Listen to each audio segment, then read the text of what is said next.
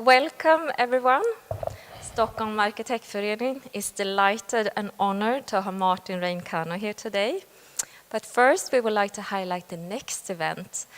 We are looking forward to presenting Langarita Navarro, architects. It's the week after Kristi Himmelsfärd on June 2nd, same time, same place. And now, thank you so much Martin for coming to Stockholm. Martin is an award-winning and globally acclaimed landscape architect. He was born in Buenos Aires and founded his practice TOPOTEK1 in 1996. The office is now based in Berlin and Zurich, and TOPOTEK1 partakes in a wide variety of international projects and has won numerous competitions. It's just a privilege to have you here. You have so many great projects, Superkilen in Copenhagen, one of many. Please welcome Martin REIN-CANO. Thank you very much. Yeah, thank you very much for inviting me to this occasion. It's a very, very beautiful room, for sure. Top 10 of rooms I ever spoke, so it's a nice thing for me as well. Preparing the lecture for you guys, you asked me to give you a title. I don't know, maybe you were very good organized. You are almost Germans, so you asked us for the title like 2 months ago or 3 or whatever. So I gave you whatever title that I had for another lecture, and then looking at it, I thought I actually would like to change it because it's also the name of the book that we published some years ago. That it's outside, it can be purchased, and it still stands for a certain position and a certain way that we work. But it maybe speaks more about a certain diversity of strategies that we like to implement, that even since we did the book even grew. We are working on landscape architecture projects, but we are also since 3-4 years working as a landscape architecture office also on architectural projects and on buildings. I had the experience, maybe just to tell you, and I don't know if I'm going to have time to show you some of our architectural work. Let's see how the lecture proceeds. But I had the experience, as you might know, the project in Copenhagen, and it's still probably the most famous project we did, the most successful one in terms of communication, but also conceptually, probably a very, very interesting, maybe the best project we did and we will ever do, maybe, I don't know, let's see. However, this project was done in collaboration with BIG and with Superflex, with an artist group and architects from Copenhagen. And I remember having this discussion with Bjarke because they open up a landscape architecture department within their office, and I was kind of pissed and say, I mean, come on, you're doing the projects with us. Why do you need a department of landscape in your office? I said, no, don't worry, we're still going to do the nice things with you. So, and I was a bit pissed, and then I thought, well, instead of whining, I should just go the other way and then just open my own architecture department, what I did. And but it didn't work as well as I was expecting, but we are still trying. So and this is a little bit maybe the change of the title that I liked. I was looking, there's this beautiful quote by Samuel Beckett: ever tried, ever failed, no matter, try again, fail better. So that I would like to call the lecture today Fail Better.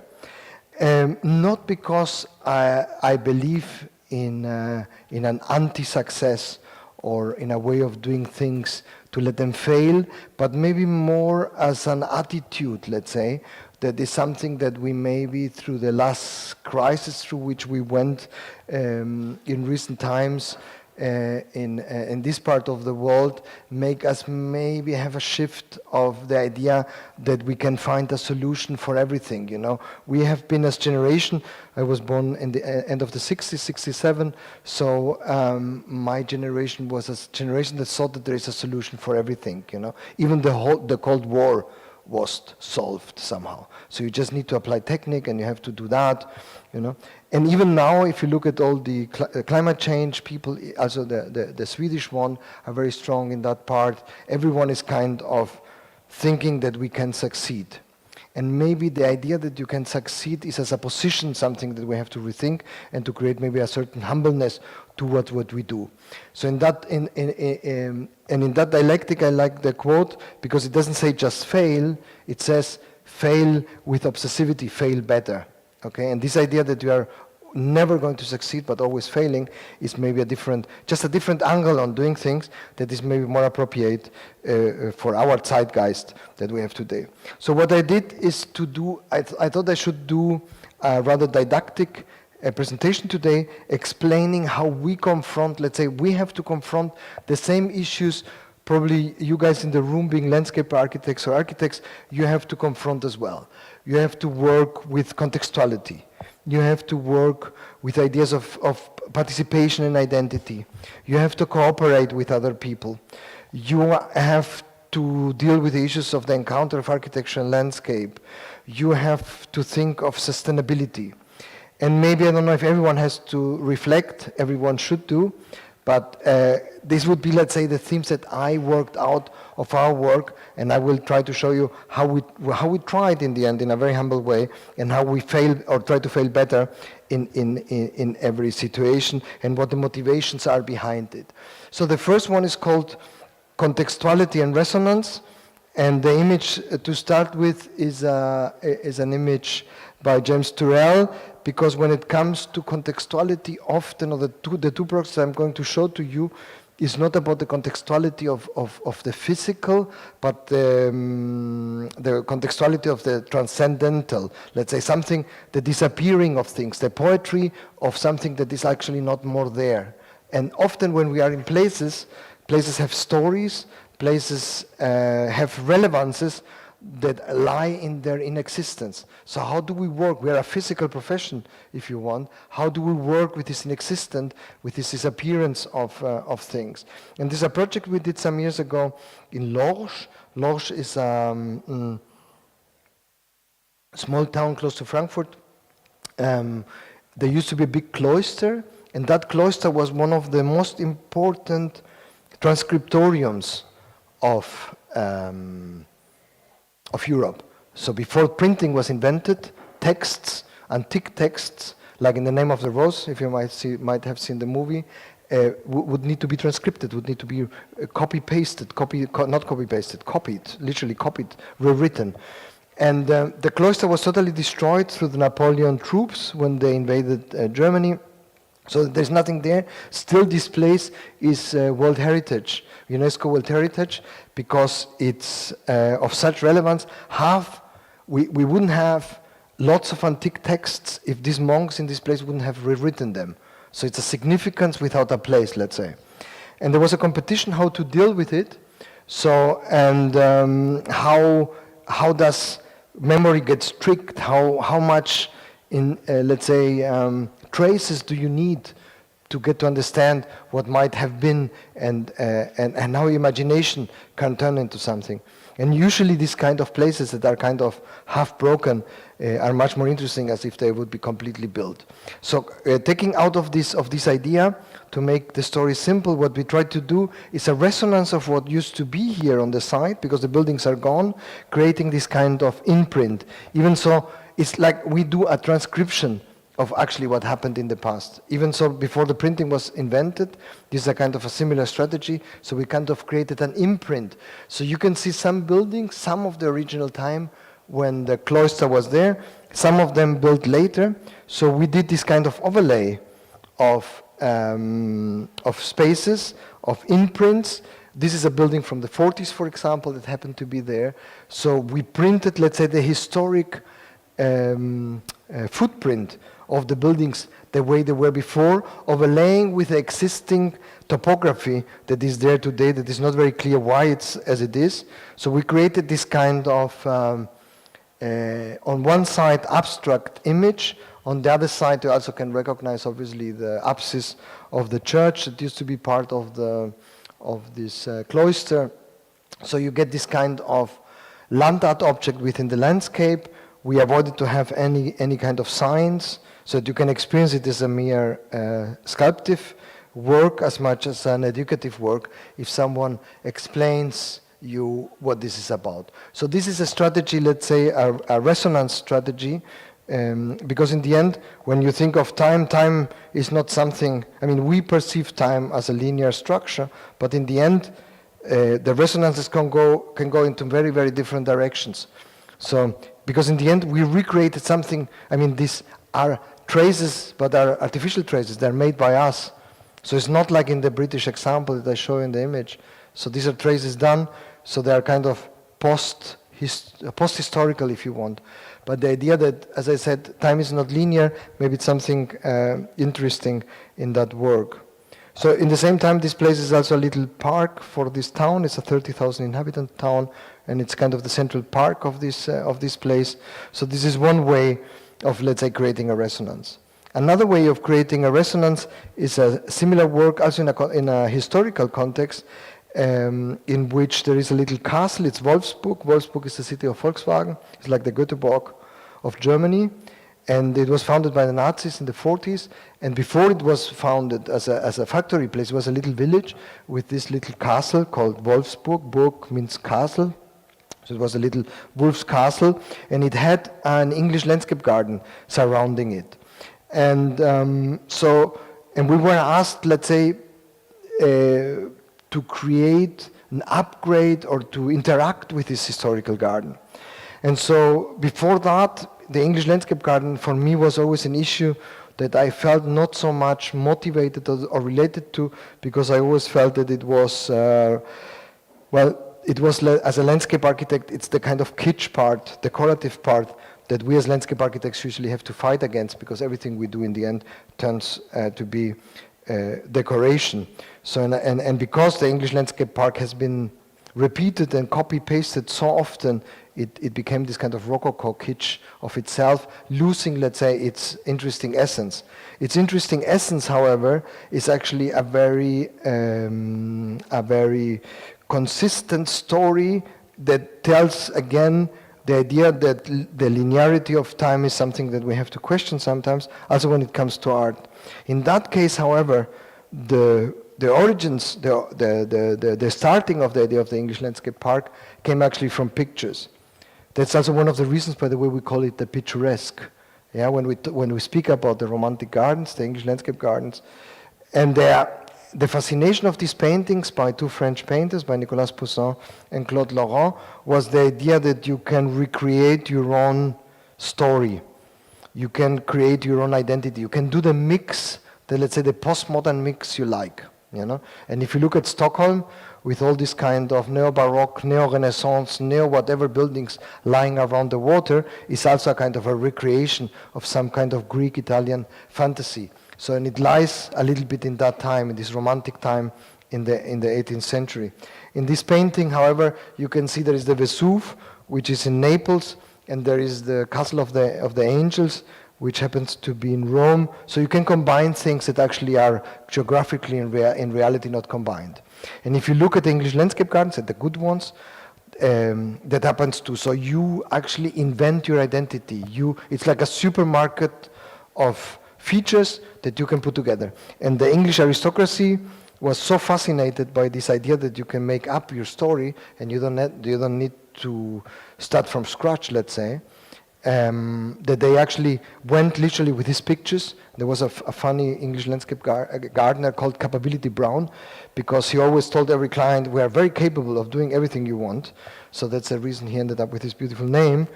And so they went like, and this may be an experience you guys would have today as well, that you get someone coming with a picture and say, actually, I want to have something like that. Picture driven. Same guy. Not same guy. This is Claude Laurent. Same story, a combination, a collage of realities that never existed. And so this is the origin of the... So in the end, what is interesting, usually in a causality, you would always have the picture after the reality. In that case, the picture happened before the reality was done. Okay, the gardens happened to be copies of something that actually never was existing. So it was the other way around. Yeah.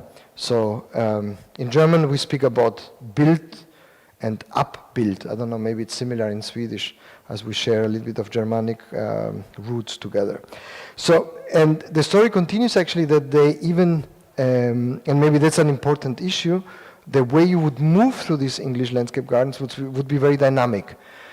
So the Baroque was more of a frame. If you imagine the Baroque was a style before, the Baroque was a frame for the happening of the court. It was like a theater, and it had walls. The garden was relatively boring, let's say. So you would have a frame, and then in the frame you would have all sorts of beautiful, very sexy festivities.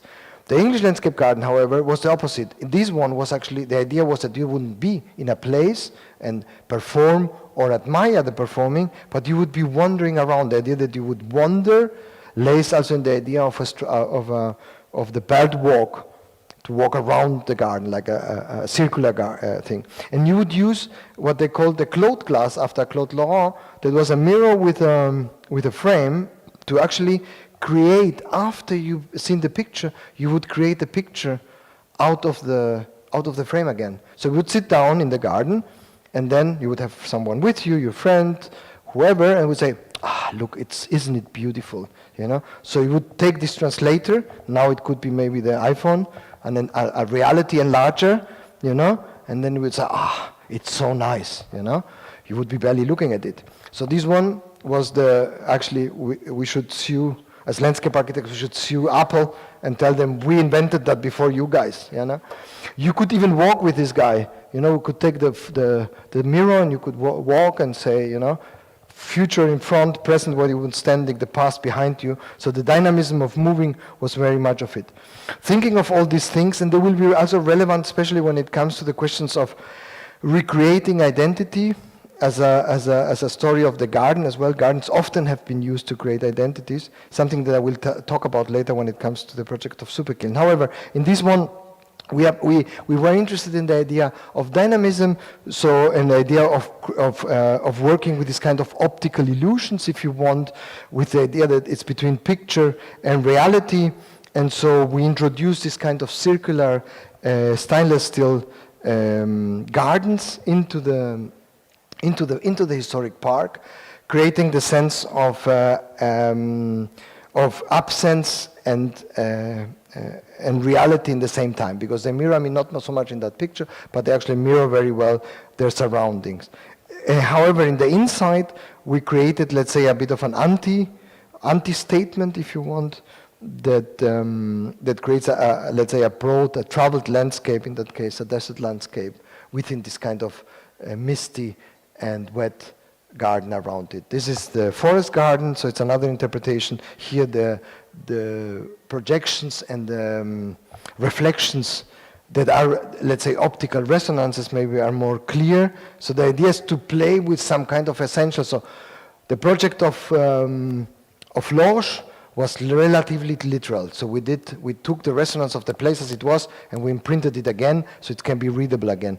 This one is a little bit more is further away.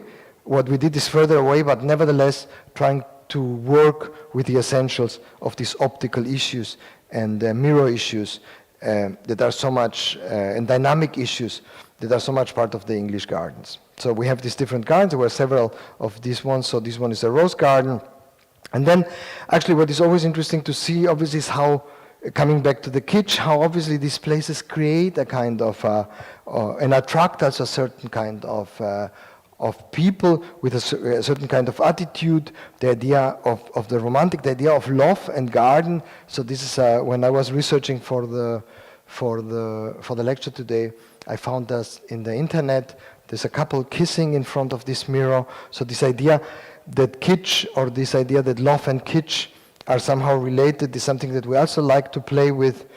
So we introduced these pink benches and green dustbin between them. So the idea is how to tune this kitsch issue into something maybe more arty, more tolerable, to also, let's say, accept or play with the issue of the way people consume these kind of places. So it's a bit of I don't know if I make me understood, a bit of this kind of, it's kitsch and interesting in the same time. That's what we tried, at least. I mean, I don't know if it's true what I'm saying, but that's at least what we tried. I don't know if we totally failed or if we failed better, but that was what we tried. And to play with this issue. So, and also to work with colors in terms of combining the idea of plants. And there is a horse area in the park, I forgot to say. This is these couples surrounding them, and they happen to have all these same colors.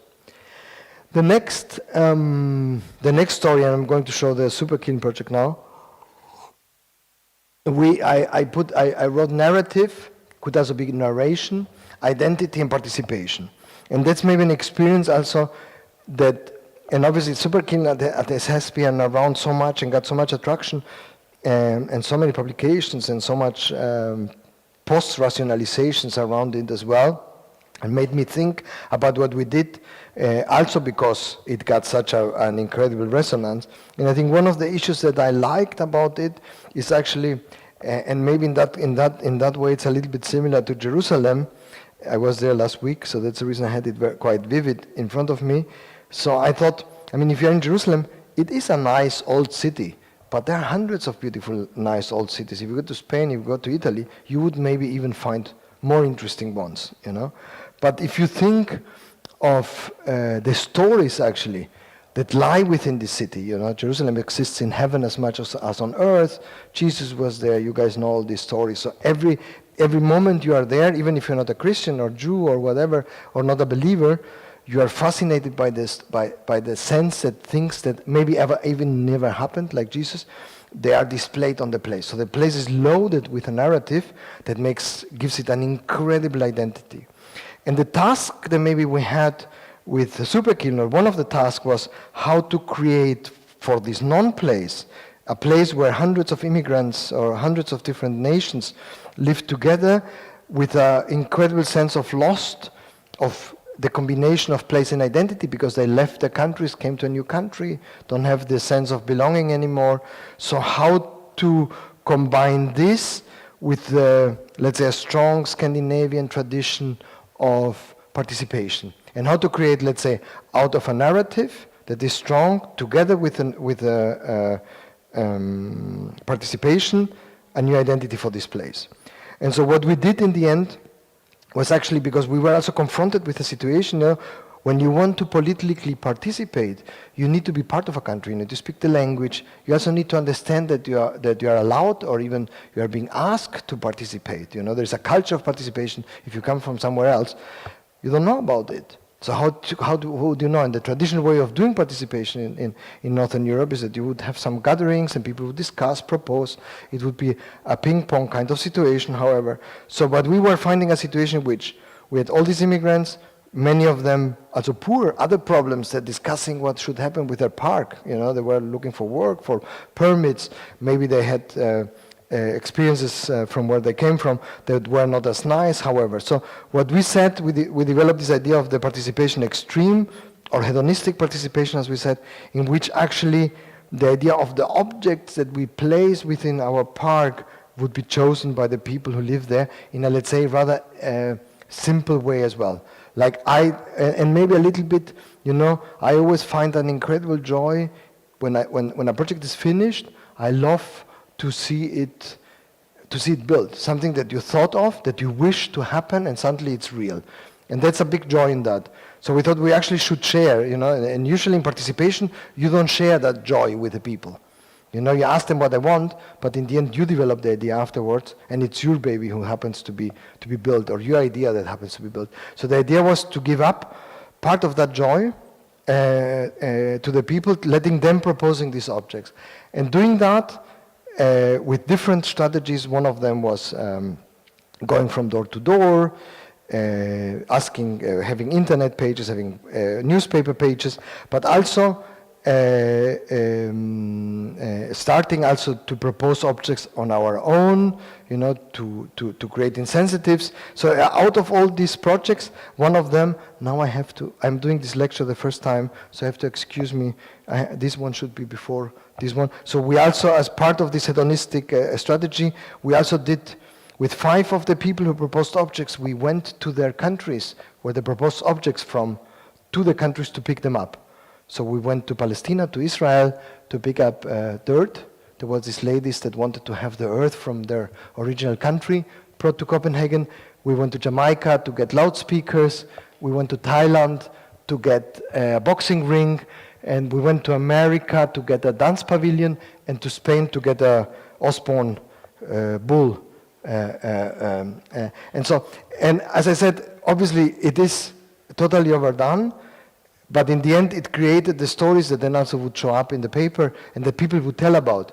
You know, when you go to this park, you know, this was proposed by us, and they took these people to their country to pick it up, you know. The stupidity of the story is like Jesus. You know, it has to be true or half true because it sounds so stupid. It is interesting, you know. And so instead of having a half-naked guy on a cross, we have now all these objects in the place. So and then we did, as I said, the post-rationalization of this project was really intense. So we have all this book also about it, where all these different people are being interviewed, how they proposed these objects. These are all people from the neighborhood that we found and that they found us. So that in the end, we created this kind of combination of objects that maybe also with our rational thinking we would never have come up with. We would never have had the idea to do a loudspeaker, a Jamaican loudspeaker there, or a kitsch Moroccan fountain or whatever, you know. So as I said, and the origin, as I said before, in the speaking about English landscape gardens, the idea of identity. In that neighborhood we have lots of different identities that was displayed in the English landscape garden, the idea that you can recreate an image, recreate an identity that you choose to have. In that case, obviously, it was the British aristocracy doing that game. And what is interesting, if you imagine all these plants coming from all areas around the world, you know, they brought the cedars from Lebanon, they brought all the beautiful American trees, they brought the trees from Asia and from all different places. And also they copy-pasted the architecture. What is interesting, however, is that this architecture is copy-pasted. So it's a translation process, so it's not original. So it's also kind of post-rationalized, okay? It's a bad copy probably, because they only had a drawing or whatever. In very few cases they brought the whole thing, yeah? Later on, they brought a whole castle, especially the Americans love to do that. They bought some castles in Scotland and brought them to America. But these guys didn't do that. They had a sketch from someone traveling, and then they recreated it. And so you have this kind of Romanesque Gothic bridge, you have this kind of Greek temple in the back, and you have this undulation of the English landscape with all sorts of non-British plants. All this is foreign. In the end, nothing here is British beside the weather. Today, we call these places the English garden.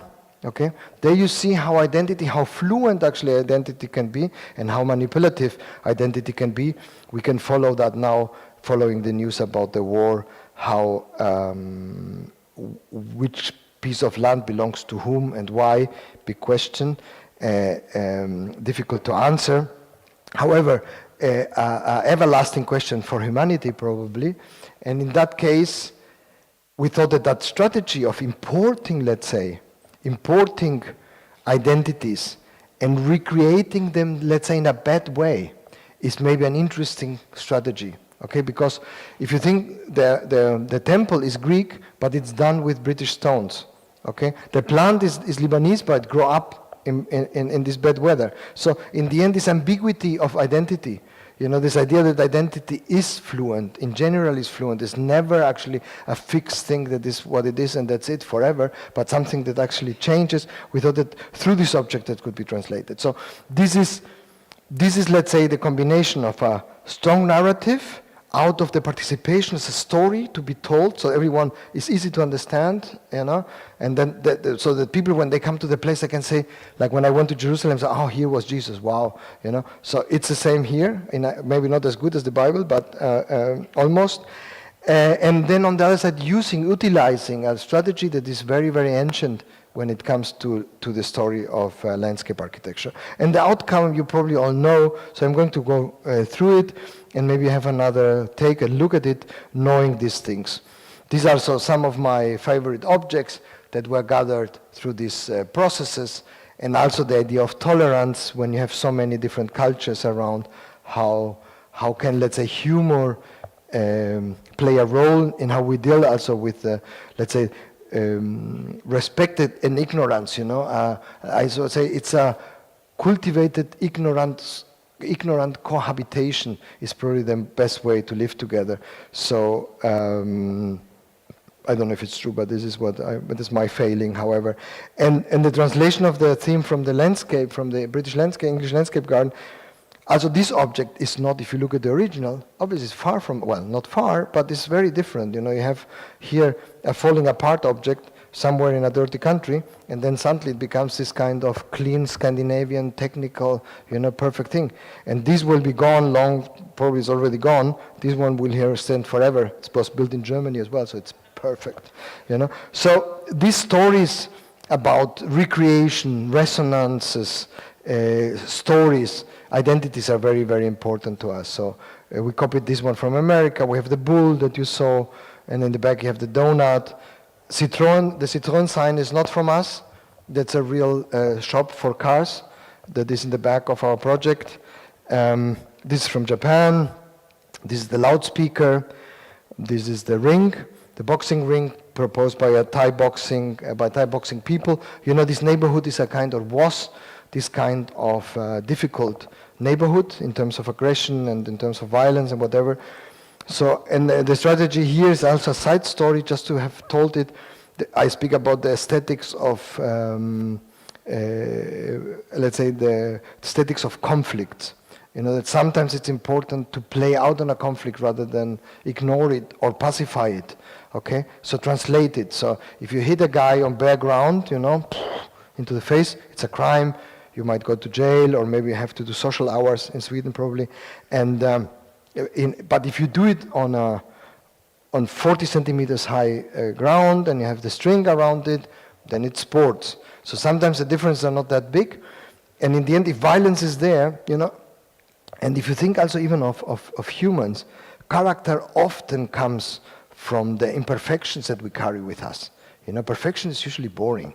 Perfection is like Hound M, so it's cheap in the end, you know. So imperfection is character. So how to, let's say, turn violence that is negative into character, that's maybe a little bit of the strategy we try to do here. And I don't know if it worked or not, but this is what we tried. This is the earth from Palestine I was talking about. It's two ladies putting it in. So some people just walk on top of it, some other feel it's super sacred and super important, and they believe it's the earth. So, but they have to take it, and some other people just see dirt in it, and for them it's their mother soil or whatever. You know? What is also interesting is the perception of the project was so strong. We didn't expect that really to happen. So it had an incredible, until today, you know, the project started in 2006, was finished in 2009. I hope I'm not lying. Until today, you will find up to 6 million results. When you Google it, you still find a lot of publications dealing with it. If I go somewhere to school, they even don't know I was responsible for it. All the students use references for it when they do projects. You know, it became really a little bit part of the canon. And even CNN kind of likes it. We did a book on it. And this is totally recent. We are doing a competition with Smith-Hammer Larsen in Copenhagen. So I was traveling there. And the first thing I see in the airport is this brochure for the tourists. And instead of showing the Marmite, you know, it's showing our park. So that's the Jerusalem syndrome that we can find here. Yeah, it got prizes, the Aga Khan prize among them. It has, as I said, now it's 6 million, so it's an old slide. The iPhone 5 was advertising with it. It was in the back of several magazines around the world. It's being used for all sorts of advertisings, for cars, mainly for cars, because it looks a bit road-like. It has a hashtag with also millions of pictures. So we just took some of them out. Actually, I want to show you, because many of them are actually playing with the issue of separating the lines. Yeah, this one. Can you see that? So they are kind of opening them up. So the idea, I mean, that would be probably a presentation of its own, but it's very Instagrammable. However, it has this kind of picture or picturesque that actually it's like the cloth glass, you know, upgraded to today's world. So it's very picture driven, and in that sense, what I want to point out in that sense is not totally new, but part of a story that maybe it's also a story of landscape architecture as well. The next one. The next subject, I'm not going to do all the subjects. The next subject is about sustainability and transformation. And I don't know if this is a good reference, actually, and you don't need to use it because I took it from somewhere. It's not about any project, so you don't need to put your phone to look what it is. I should do that, but I didn't have time to do that. For the next one, I will do. the idea that, sustainability is a big issue, transformation is a big issue. We all want to save the world, we want to save the weather, we want to save whatever. And one take that I like about all these processes, or the way that I fail through them, is actually trying to start to think how to combine uses, to combine coding, let's say, to create this multiplicity into projects, to give, let's say, space more use than just for one thing, to make it simple. Okay, to have, so if it's a parking, it should also be a playground, you know, and if it's whatever, it should be something second, so that the utilization of space gets a bit more economic. And doing that, I don't do it really to save the world, I have to admit that, because I don't care really. I think we will finish whatever, maybe sooner or later, but I'm interested in the quality that these combinations actually create, because suddenly you do things together, having a justification that probably wouldn't have been possible to do in other times. So that's also kind of a mix of strategy and belief, where I think it's good to have two things. So I thought this is just a mere graphical picture. It's a very beautiful abstract pixel graphics, and in the same time it has the content of information. So that's the reason I chose this as a reference. This project, as a double use, it's an installation we did for a train system in Potenza in Italy. They asked us to come and to do an installation, and actually they went 2-3 days to the city looking for ideas, and in the end we ended up in a train, this is the city, in a train area, and there were all these cars, and it's actually a very interesting system that is half train and half underground, because the city is very topographical, so the trains sometimes go under the earth, and as we are in Italy, the infrastructure is quite run down, but they're also happy with improvisation, so they allowed us to actually take, and I was doing it together with students, so we took out half the seats from the car, we brought plants and planted them in this car, and then the car was used over 5 days on the regular system of the trains going through the city. So the idea, obviously this is not really sustainable.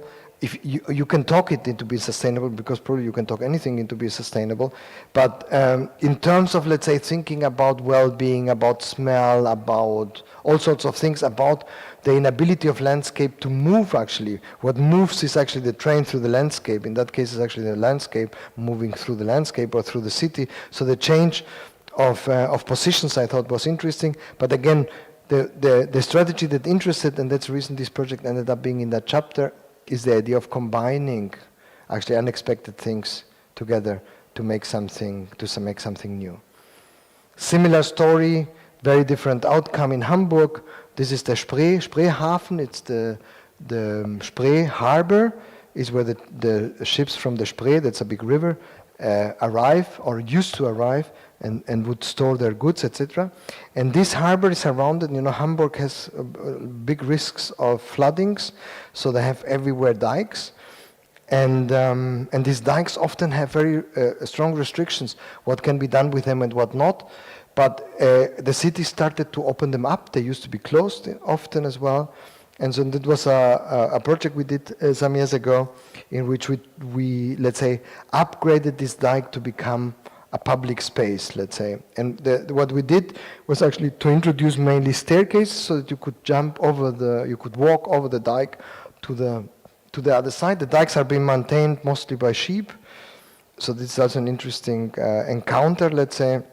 And it's maybe more than anything, it's interesting maybe also in detail how, let's say, this kind of grassland and these step wells and this nature, that is actually not really nature because it's sheep just maintaining a dike. So it's quite industrial in the end if you look at it, how suddenly we have again a new combination of two things that may be unexpected, creating, however, quite an interesting public space. Another story is the story of the reuse, maybe that now we have to think, not only because it's harder to get goods delivered, but it's more sustainable to reuse. And I think it's also not more sustainable. I think that it's pleasant in a certain way to reuse, because things always, even if they don't have the stories like Jerusalem or strong stories, every place has a kind of a of something, you know, a story behind itself. And I think that the attitude of just taking away things and just doing new things on top of it is maybe something that interrupts, let's say, the flow of culture.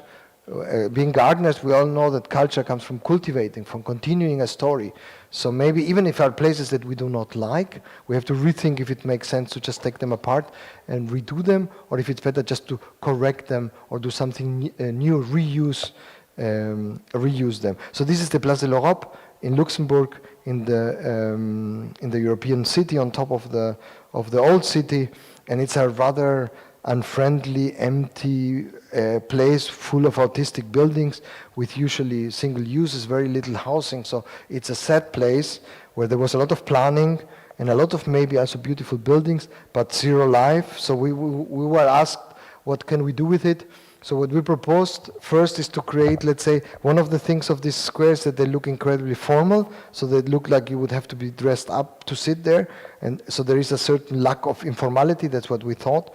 So we introduced this kind of relaxed structure into it, where you can sit, you can lie, you can do whatever you like. So you have this kind of sensual momentum that wasn't there in the square beforehand, but it's clearly an added element. The element is really literally put on top of this granite square that was there before. But so this is one thing that we did. The other thing that we did, however, is this place is there is a lack of life in the space because there is no shops, there is nothing around it, there is no restaurants, there is no life around it. Most of these European institutions have their own food courts and things like that, so that the people working here actually do not go out, even not for midday. Okay, so what we propose is actually to add to our structure a food truck festival.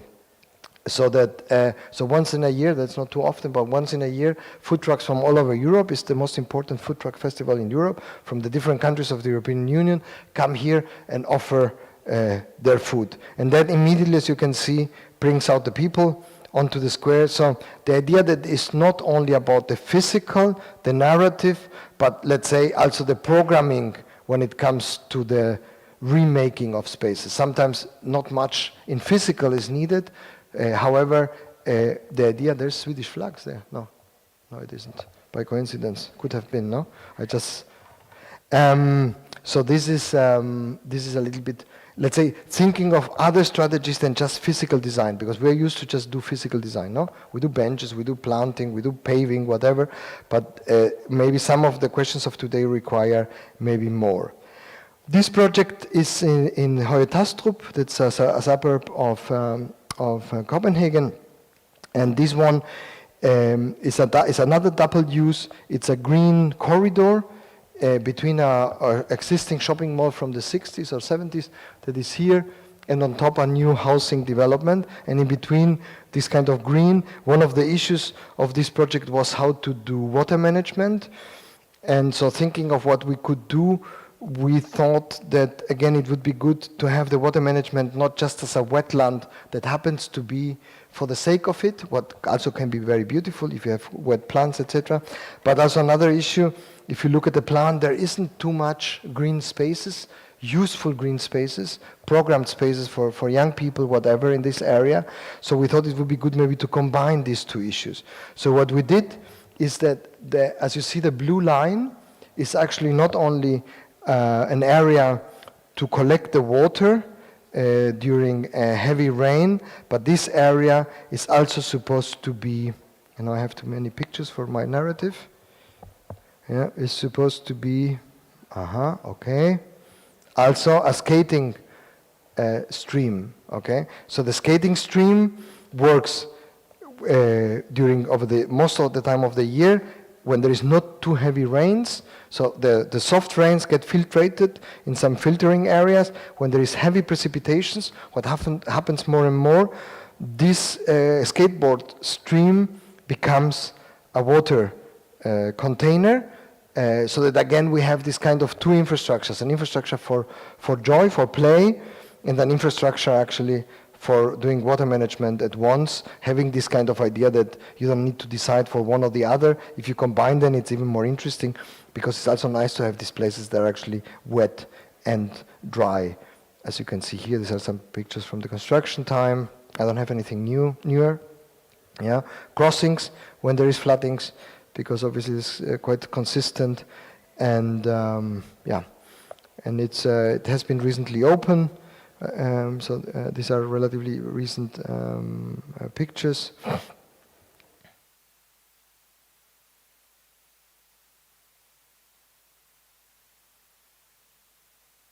This is this shopping mall in the back. So I am faster than I thought. So I have another theme about architecture. We have 10 minutes now left. So because I have the thank you here, just in case I was too slow. We can stop if you are bored. I stop, or if you think you want to go home or get your parking ticket or whatever. Otherwise, shall I go on, or you want? Yes, okay. So one more. So the next issue is, I called it architecture and landscape, and I brought this reference. I don't know how good it is or not, but there is a fantasy in architecture. You know, one of the problems of architecture is its stiffness. It's very difficult for architecture to be dynamic, because it's stiff in the nature of it. It's big walls, you know, it's always interruptions in the move, let's say, you know.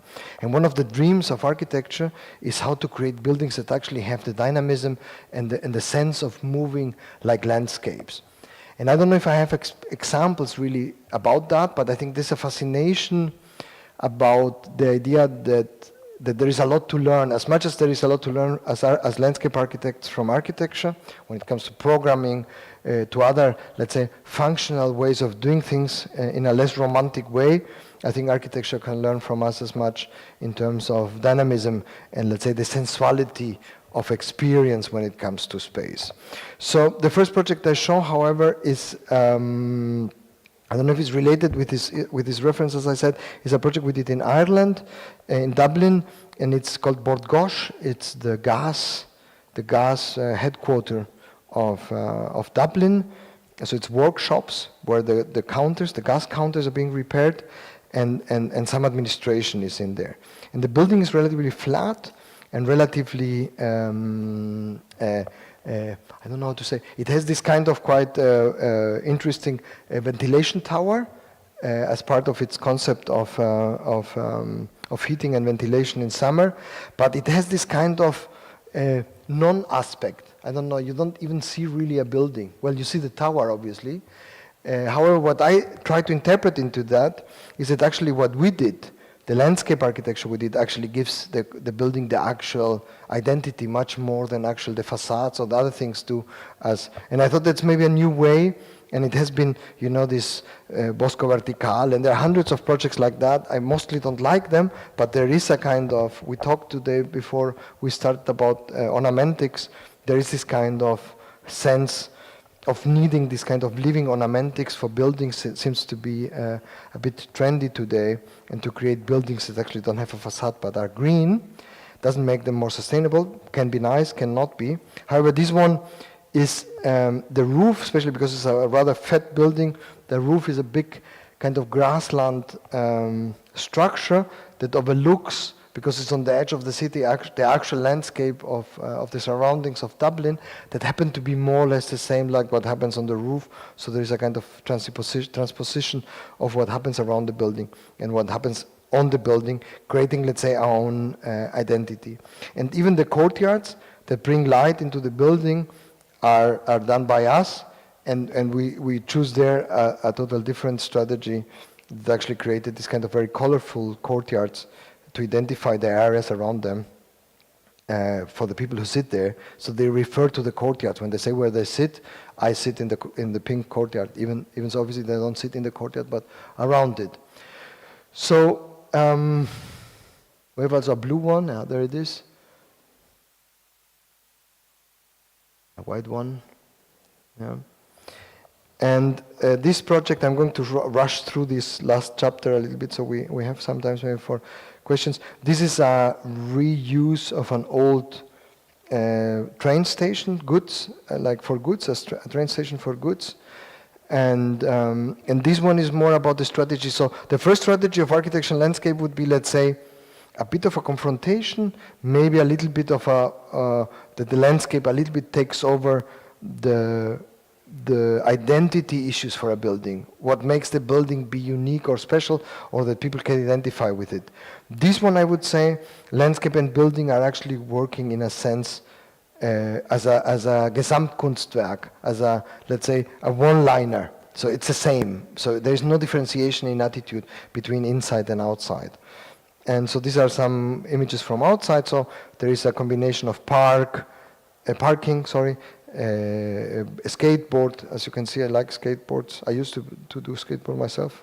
But and the idea that you have this kind of infrastructural aesthetics as part of it, because also this kind of places, you know, often public spaces are kind of almost overdone in terms of over-decorated, so they don't give space, especially for young people, to take over them because they feel like too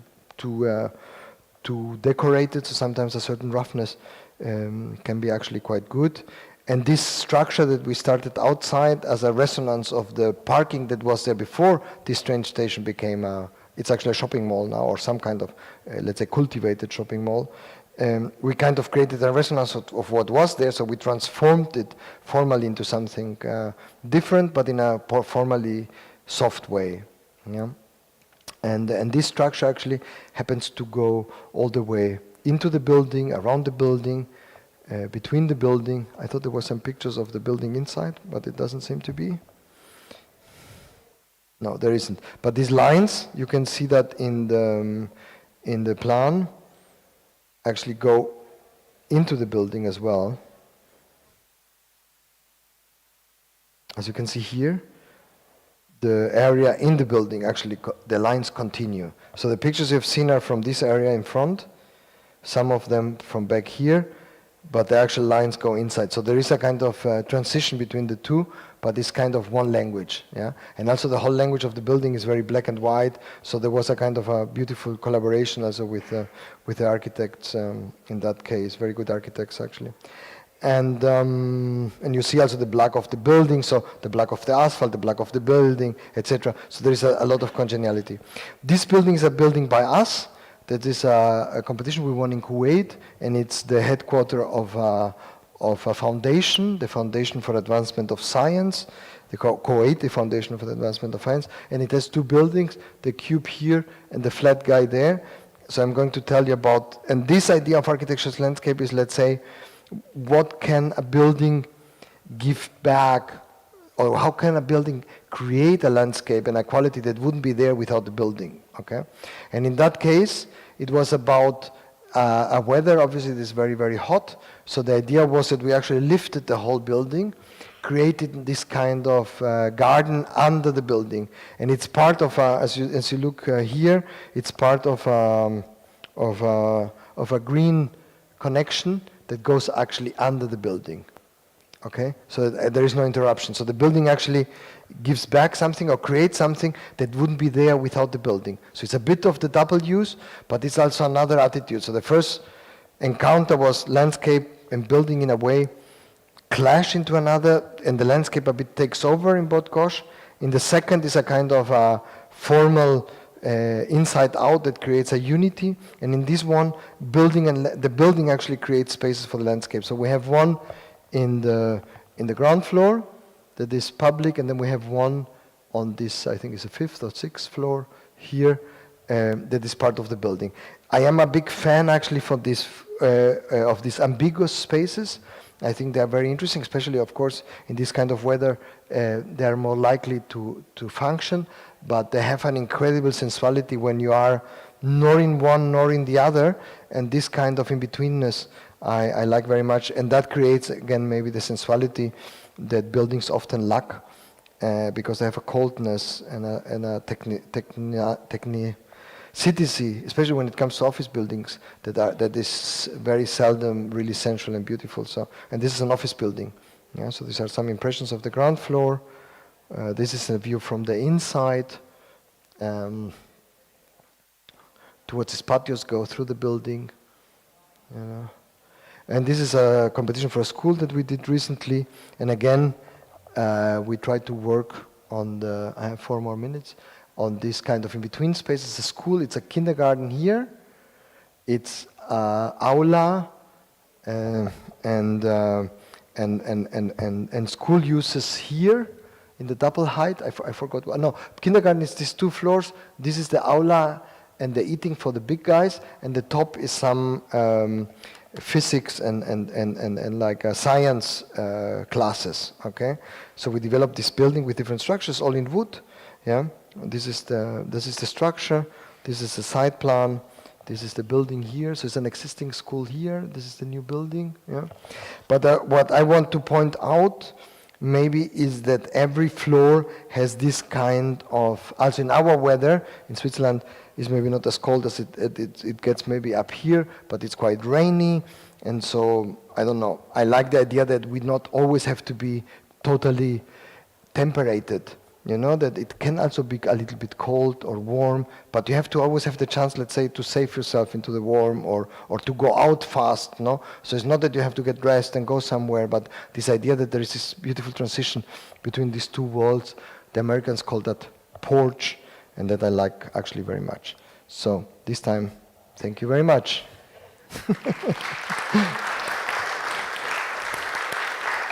Thank you. Thank you. That was fantastic. So, do anyone have any questions? I will come with the mic.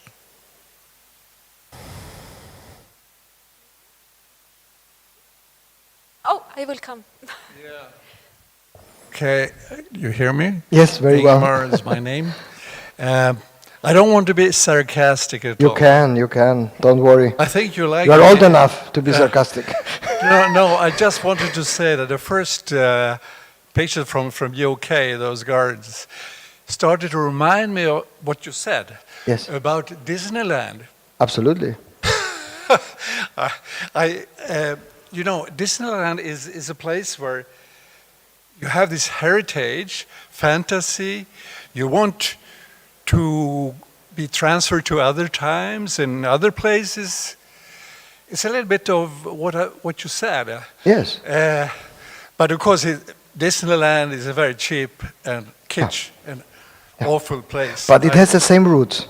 So you had the right sarcasm, because in the end, Disneyland is an English landscape garden, let's say, on testosterone.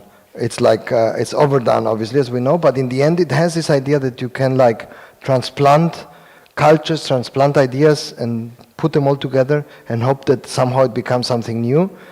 And I mean, if you look at when tourists got brown, if you look at all these stories of learning from Las Vegas, it's a similar story as well. So I don't feel that this is negative. I mean, and obviously there is different purposes, but it has the same, and it can be, but I think, you know, everything, every theory or every tradition, even in architecture, in landscape architecture, can be turned into something rather awful. Or I'm not a big fan of Disneyland either, but yeah, so it's not sarcastic. You didn't manage. Sorry.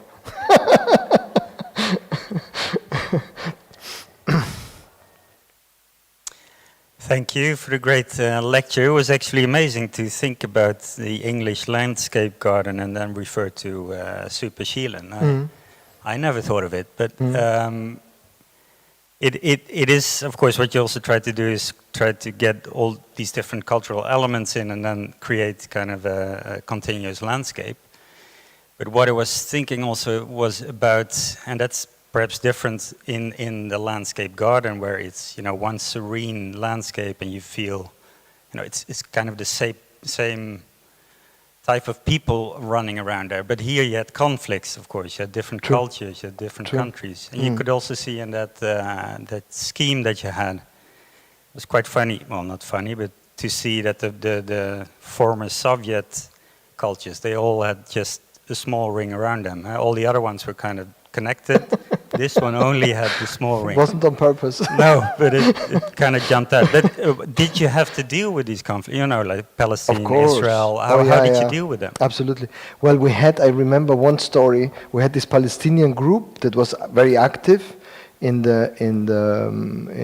this participation, and they wanted us to build one of these tunnels that are between Gaza and Israel, where they get the bombs into Israel now. So we said no.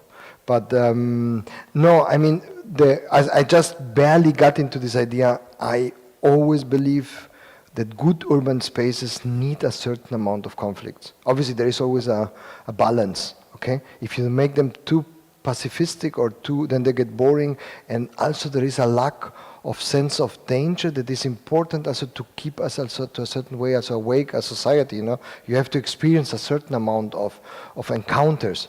That's what cities are also about, you know? So, and for me it's almost a kind of a vaccination, so that you get also vaccinated for the bigger conflicts then as well, you know? So you need a certain amount of conflicts, and pacifying all spaces is not good.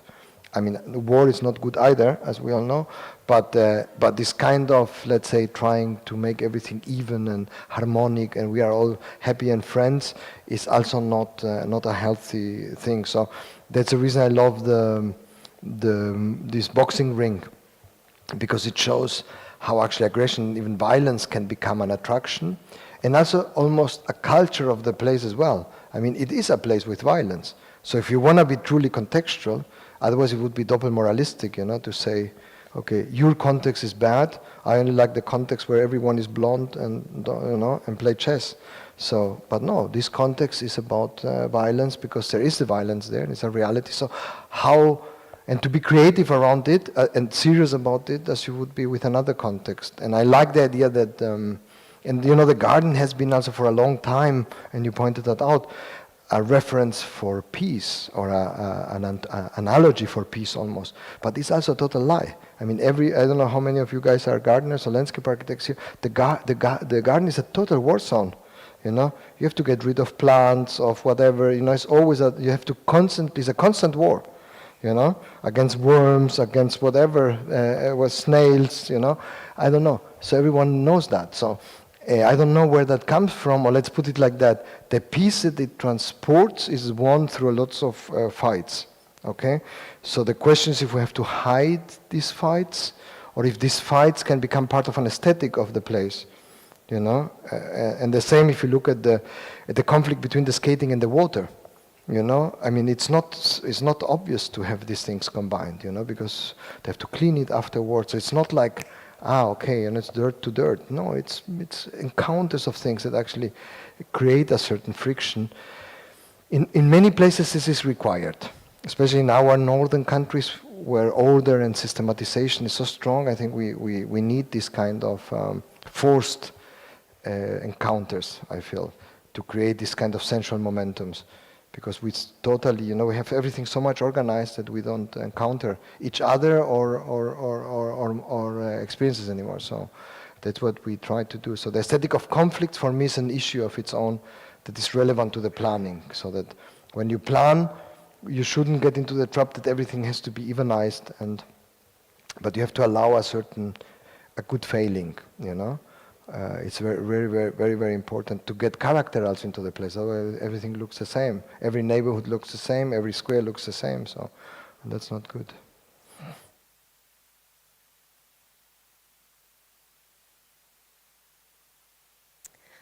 Okay, conflict and failure will make us better. Thank you so much. Thank you, Anna. It's an honor. Thank you very much.